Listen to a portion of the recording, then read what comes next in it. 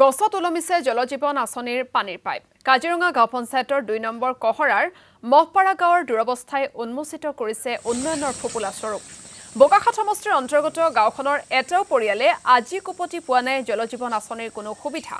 এইফালে আজিও নিৰ্মাণ নহল গাঁওখনলৈ যোৱা মূল পথছোৱা। কাজিৰঙা ৰাষ্ট্ৰীয় উদ্যানৰ নিচেই সমীপৰ গাঁওখনৰ উন্নয়নৰ বাবে বিধায়ক অতুল বৰাক আহ্বান সাধাৰণ ৰাইজৰ। আৰু এই সন্দৰ্ভত আমাক সবিশেষ জনাব মনোজ প্ৰতিম শইকীয়াই।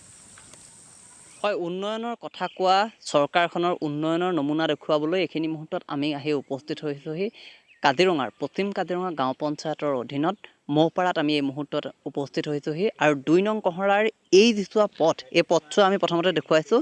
এই যিছোৱা পথ, এই পথছোৱাৰে আচলতে ইয়াৰ যিসকল লোক, সেই লোকসকল তেওঁলোকে বাহিৰলৈ ওলাই আহিব লাগে। ৰাষ্ট্ৰীয় উদ্যানৰ নিচেই সমীপৰ অঞ্চল।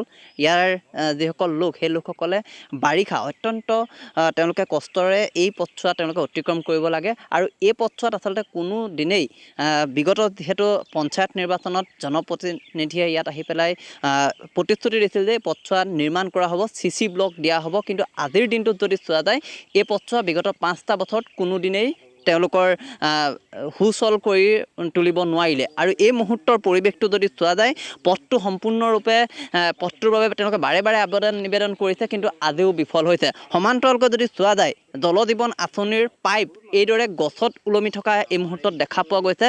যেন গাঁওখনৰ প্ৰতি এক প্ৰকাৰ মাহিয়াৰ দৃষ্টিয়ে সকলোৱে চাইছে বুলি ইতিমধ্যে গাঁওবাসীয়ে উল্লেখ কৰিছে। এই মুহূৰ্তত আমি দেখুৱাইছোঁ যে যিডাল জলজীৱন আঁচনি, মিছন জলজীৱন আঁচনি, প্ৰধানমন্ত্ৰীৰ সপোনৰ যিখন আঁচনি, এই আঁচনিখন এইদৰে গছত ওলমি থকা দেখা পোৱা গৈছে। কোনো এখন আঁচনিয়ে এই যিখন গাঁও ২ নং কহৰাৰ মহপাৰাৰ যিখন গাঁও, এই গাঁওখনক আজি কোপতি ঢুকি নাপালে। আৰু এই মুহূৰ্তৰ পৰিৱেশটো দেখুৱাইছোঁ। এইসমূহ যি জলজীৱনৰ মিছনৰ যিসমূহ পাইপ, সেই পাইপসমূহ আজিৰ দিনটোত এনেধৰণে গছত ওলমি ৰৈছে। কোনো এখন ঘৰতে যিসকল লোক, সেই লোকসকলে জলজীৱনৰ আঁচনিৰ পৰা তেওঁলোক বঞ্চিত হ'বলগীয়া হৈছে। কোনেও ইয়াত পানী নাই পোৱা। আৰু এই মুহূৰ্তৰ পৰিৱেশ দেখুৱাইছোঁ।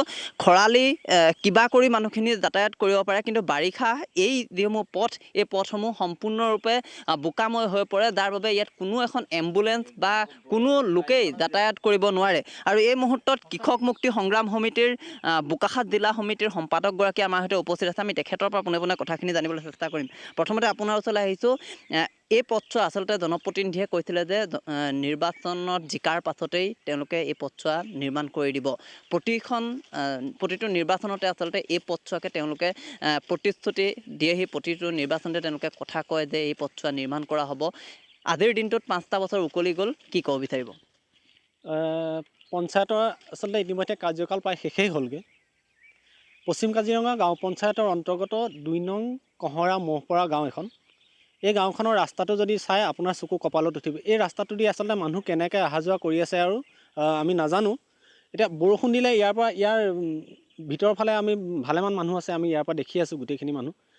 এই ৰাস্তাটোৰে ল'ৰা ছোৱালীয়ে সম্ভৱতঃ তেওঁলোকে স্কুললৈ নিব লাগে। ইয়াৰ পৰা তেওঁলোকে চিকিৎসাজনিত কাৰণত ইয়াৰ পৰা মানুহ মেডিকেললৈও যোৱা এইটোৱে ৰাস্তা। ইয়াত আপোনাৰ পানীৰ যিটো আচলতে সমস্যা, এই পানীৰ সমস্যাটো আপোনাৰ এই গছজোপাত থকা ওলমি থকা যোনডাল আপোনাৰ পাইপ আছে, সেই পাইপডালে আচলতে ইয়াত মানে জলজীৱন মিছনৰ অধীনত কেনেকৈ মানুহে খোৱা পানী পাইছে, এই পাইপডালে ইয়াৰ নমুনাই যথেষ্ট হ'ব আৰু বেছিকৈ বুজাব নালাগে। আচলতে চাৰিওফালে যদি চাই এই গাঁওখনত আপুনি একো নেদেখে। ইয়াত জয়ন্ত মল্ল বৰুৱা ডাঙৰীয়াৰ যিটো জলজীৱন মিছনৰ কাম, সেই কামৰ নমুনা এই গছজোপাত ওলমি থকা এই পাইপডালে সূচাই দিছে। আচলতে গাঁৱত মানুহে খোৱা পানী খাবলৈ পায় নে নাপায়। আচলতে ইমানবিলাক যে টকা আহে, ইমানবিলাক টকা যে তেওঁলোকে দিছোঁ বুলি কয়, মানুহে আচলতে বিশুদ্ধ খোৱা পানী খোৱাৰ কথা কয়। এই গাঁৱৰ মানুহবিলাকে সঁচা অৰ্থত বিশুদ্ধ খোৱা পানী খাবলৈ পাইছেনে নাই, তাক চোৱা চিতা কৰিবৰ কাৰণে তেওঁলোকৰ মানুহ আচলতে ৰাখিছেনে নাই ৰখা। হয়, মনোজ প্ৰতিম শইকীয়া, আপোনাক এই মুহূৰ্তত ধন্যবাদ জ্ঞাপন কৰিছোঁ আপুনি ৰাইজৰ সমস্যাৰ বিষয়ে জনোৱাৰ বাবে।